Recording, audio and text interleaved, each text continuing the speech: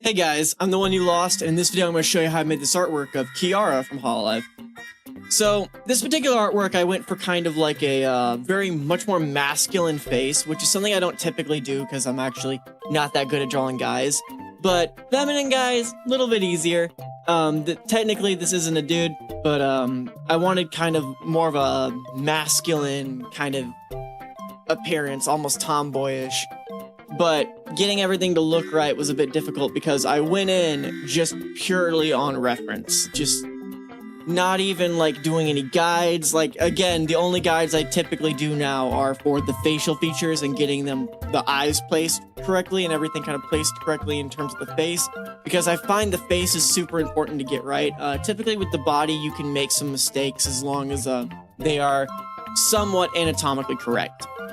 But here we have kind of the whole vibe of the sketch. I actually started off with the character much more zoomed out, that way I could focus on getting the whole thing correct, because if I did the composition how I wanted it straight away, you actually run the risk of not being able to crop it correctly. So drawing more than what's actually going to appear in the finished product is actually a good idea, and then you just crop it later to make the composition fit better.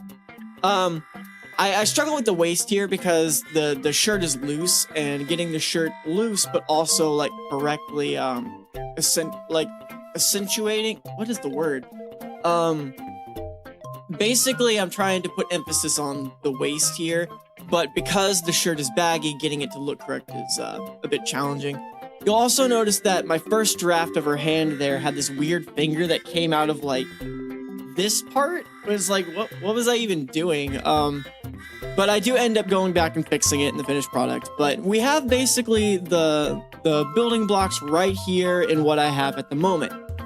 We are doing much more narrow eyes because we are looking for more masculine features, and masculine features, particularly in anime, are a little more rectangular in the eyes and a little more kind of fierce looking. So my goal with this particular artwork was kind of a fierceness and kind of a smugness that looks really, really good. So like rotating the eye here kind of made that a bit more visual in terms of like what I was actually going for. Because believe it or not, the angle of your eyes can change the entire like perception of how the character feels. If the eyes are more slanted, oh shoot, like in this direction, they actually look a bit more lazy or kind of aloof. Whereas if kind of you turn it the other direction in the face, you have a more fierce look. And then if you have it flat, you get kind of a neutral, almost uncaring feeling. You'll actually see as I'm doing the hair here, I start off by making the hair way too big, so I actually have to kind of adjust it with the liquify tool.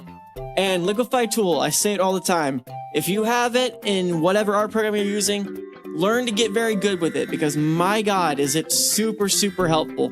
Liquify literally changed the ball game whenever Clip Studio added it. I remember their first draft of the liquify tool was so sluggish and very laggy. So when they made 3.0, it was actually a lot better. And I paid for it. I have a perpetual license for Clip Studio Paint EX. And I've been, anytime I need to upgrade it, I get like a discount because I'm a perpetual license holder.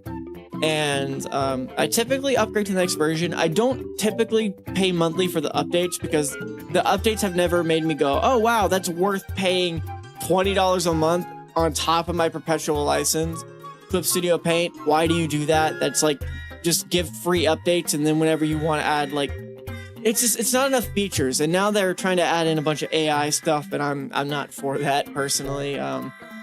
Liquify tool is fine because I kind of visualize it as molding your artwork like it's clay, which is in itself kind of an artistic thing. But for the most part, I feel like if you are going to be drawing something, you need to actually learn how to do it. It's fine to have time savers, but you need to make sure you're actually learning things proper. Too many shortcuts can actually make you a lot worse as an artist.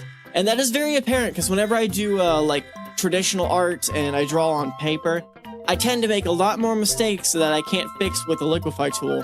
So I have to be a lot more careful, and I can't just be as gung-ho as I am in my digital artwork.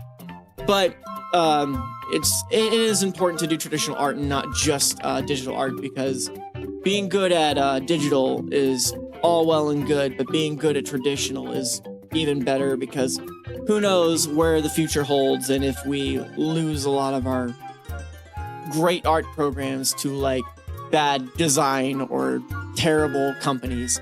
So just, if you can, like, actually learn to draw traditional on top of digital. Even though digital is very, very pretty, traditional is also very pretty. So I actually encourage that. Like, learn watercolor, learn charcoal, just learn something besides digital, even if you only like digital. Just expand your boundaries as an artist is all I have to say. I actually both love and hate the wrinkles I did for the clothes in this particular artwork. Because some of it's correct and some of it, looking back, is not so correct. Like, not at all. But it's solid enough. I definitely was a little bit lazier with this artwork, but I still had fun. We are also adding almost pure black to the jeans because they're all like, they're not necessarily jeans, they're more like leather. And, you know, the leather has a lot more contrast in it than typical jeans does. Wow, that was an excellent grammar moment for me. But yeah, now we have the basic idea, and here pretty soon we're going to be working on the hair. The hair, I actually just used multiply layers. It's nothing too complicated. I'm just kind of picking a light source and rolling with it.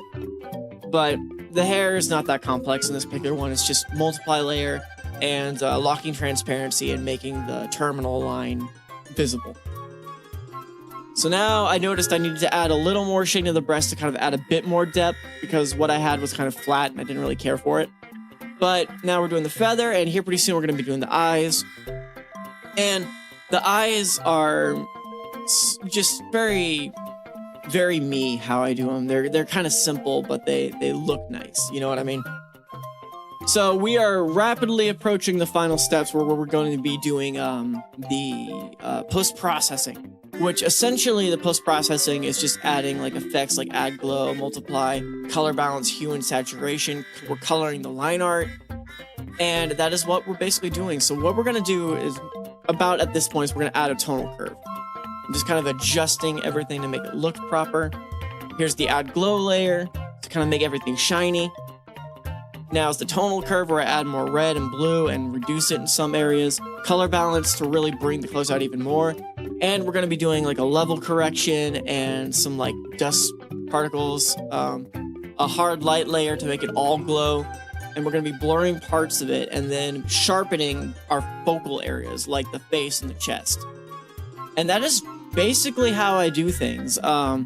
This particular artwork was a whole lot of fun to make. I love the cooler look, and if you enjoy my videos, I know this one was rambly. I didn't have as much to say as my previous stuff, but if you like this video, like, comment, subscribe, hit the bell. Helps me out a whole lot. Share it with your friends, and I'll see you guys next time. All right? Bye.